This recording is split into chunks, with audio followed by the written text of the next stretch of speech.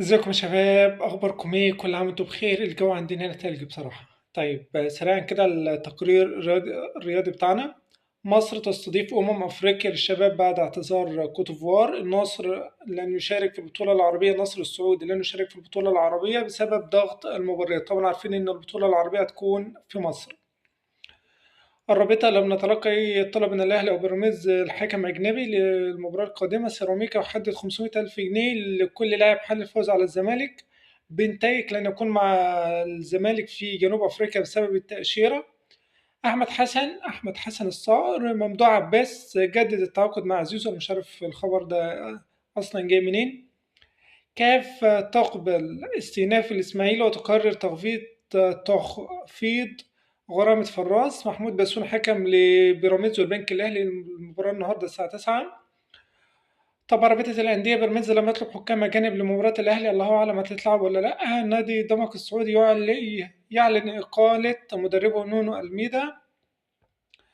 طيب مباريات اليوم: الزمالك سيراميكا 9:30، بيراميدز البنك الأهلي 9:30. ده الخاص بمصر. تعالى بقى سريعا كده نشوفوا أخبار الأهلي. شوبير بيقول بالفعل الأهلي يتقدم بتظلم للجنة الاستئناف باتحاد الكرة. ودي أول الخطوات من الأهلي اللي هيستمر في أزمة، يعني في التصعيد لمباريات القمة. في فيديو خاص بالتصعيد هننزله بعد ده، خاص بكل حاجة على المستندات اللي الأهلي عاملها. طيب تعالى كده نشوف أخبار الأهلي.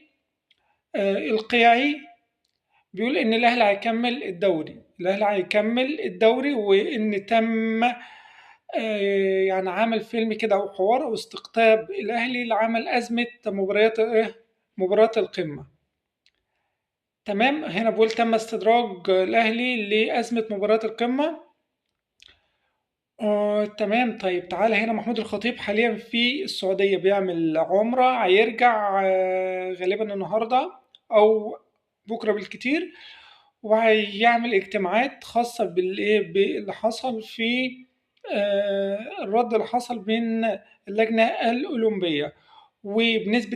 بنسبة 90% الأهلي هيستكمل الدوري. طيب ليه هيستكمل؟ علشان العواقب اللي هتيجي على النادي الأهلي.